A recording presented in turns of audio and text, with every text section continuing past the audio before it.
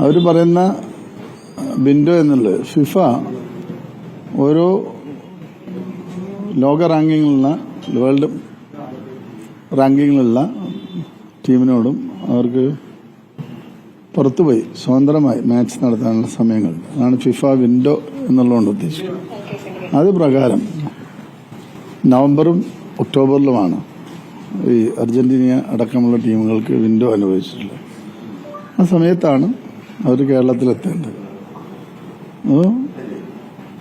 Sponsor ഇപ്പോൾ നിങ്ങൾ അറിയിച്ചെന്ന് പറഞ്ഞു പണം കൊടുക്കും. അദ്ദേഹം പണം അടച്ചാൽ മറ്റ് പ്രശ്നങ്ങളൊന്നുമില്ല. അവർ ഒക്ടോബറിലോ നവംബറിലോ കേരളത്തിലെത്തും, കളിക്കും.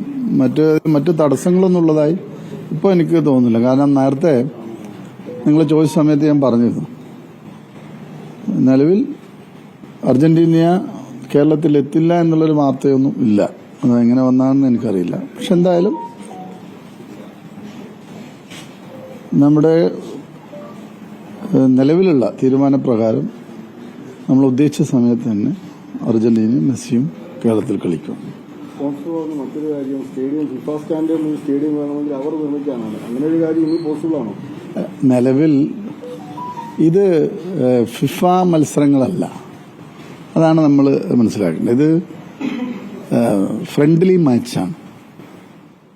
അപ്പോൾ അത് പ്രകാരം നമ്മുടെ കേരളത്തിൽ തന്നെ 2 സ്റ്റേഡിയങ്ങൾ ഇതിന് ഉപയോഗിക്കാൻ പറ്റും. ഒന്ന് തിരുവനന്തപുരം സ്റ്റേഡിയം നമ്മളിതുവരെ ഫുട്ബോളിന് ഉപയോഗിച്ചില്ലെങ്കിലും നമുക്ക് ഉപയോഗിക്കാൻ കഴിയും. നമ്മൾ ആഗ്രഹിക്കുന്ന ഏറ്റവും കൂടുതൽ കാണികളെ ഉൾക്കൊള്ളുക എന്നുള്ളതാണ്. കാരണം കേരളത്തെ സംബന്ധിച്ചിടത്തോളം അത്രയും കാണികൾ ഉൾക്കൊള്ളുന്ന മറ്റൊരു സ്റ്റേഡിയം ഇല്ല. അതുകൊണ്ട് നമുക്ക് ഗ്രീൻഫീൽഡ് സ്റ്റേഡിയത്തിൽ കളി വെച്ചാൽ കൂടുതൽ ആളുകളെ ഉൾക്കൊള്ളാൻ കഴിയും. എല്ലാ അന്താരാഷ്ട്ര സൗകര്യങ്ങളും ഉള്ളൊരു സ്റ്റേഡിയമാണ്. മറ്റൊന്ന് കൊച്ചി ജവഹർലാൽ നെഹ്റു സ്റ്റേഡിയമാണ്. അവിടെയും കളിക്കാം, അതിന് മറ്റുള്ള തടസ്സങ്ങളൊന്നുമില്ല.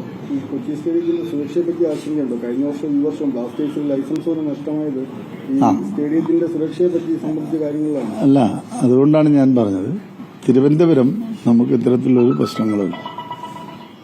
കേരളത്തിൽ ഏറ്റവും നല്ല രീതിയിൽ കാണികൾ ഉൾക്കൊള്ളാനും ഹോട്ടലുകളുടെ സൗകര്യമടക്കമുള്ള സിറ്റിയാണല്ലോ തിരുവനന്തപുരം. അവിടെ കളിക്കുന്നതിൽ എന്താ ഒരു കുഴപ്പമില്ല.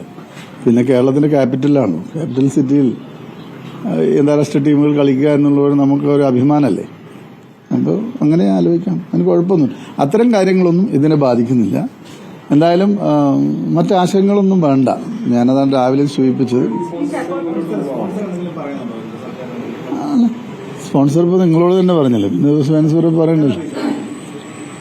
നിലവിൽ അദ്ദേഹം സമയത്തിന് തന്നെ കളി നടക്കും എന്നാണ് സർക്കാരിനെ അറിയിച്ചിട്ടുള്ളത്.